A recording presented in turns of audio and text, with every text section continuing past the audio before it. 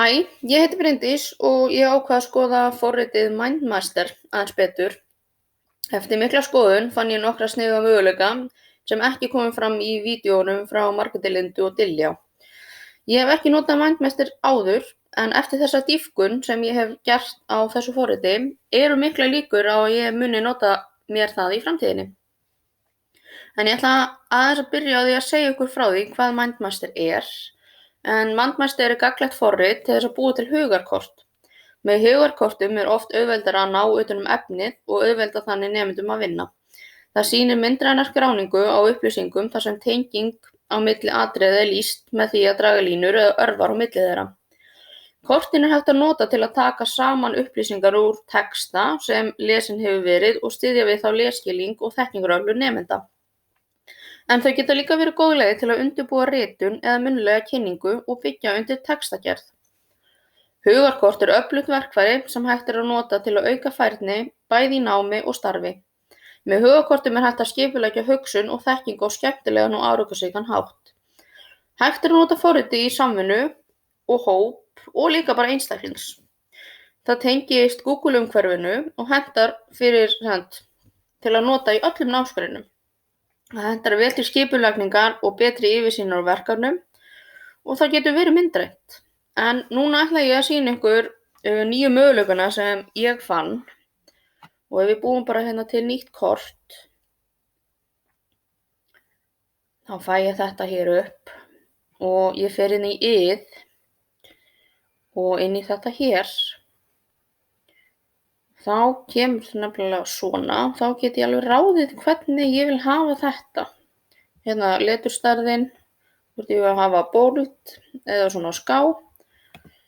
Og hér er hvernig texta ég vil hafa. Ég vil hafa þetta svona. Bakgrunnurinn á þessu vil ég, það er bara svona grænan.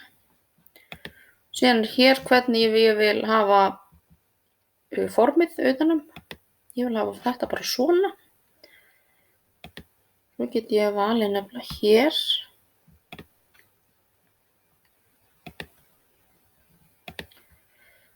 Hafa þetta svona glossy og fæ ég mikla breytingu hérna.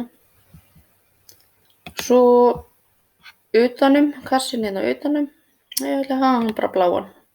Svo hérna get ég stilt í hvernig ég vil hafa bakgrunninn á því, hvort ég vil hafa litla línu eða stóra línu. Ég vil hafa bara svona svolítið stóra línu. Svo kemur hérna undir flokkarnir. Hafa þetta bara svona. Ég vil hafa annað hér, hafa bara svona. Bakgrunn. Hafa hann bara svona grænan.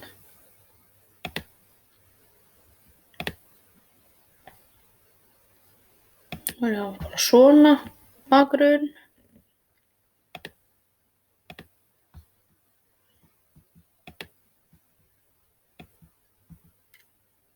Grænan. Ok, og svo hér getur líka ráðið.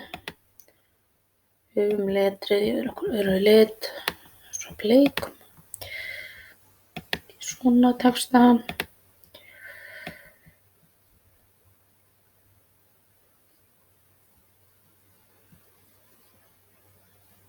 Svona flott. Og hafa, já, svona. Þetta er svona lítið. Þá fer ég svo hér. Þá get ég ráðið litnum á bakvið. Hvernig vil ég hafa kortið á litin? Allan bakgrunninn. Og bara hérna svona blekan. Ok. Þá fæ ég þetta upp svona. Og ef ég ætla að skýra þetta bara hérna íþróttir og undirflokkanir við íþróttir ætla ég að hafa hérna spaða íþróttir og bolta íþróttir. Ég vil líka bara með frjálsar. Svo myndi ég setja það bara undir bolta íþróttir, gæti ég sett fótbolti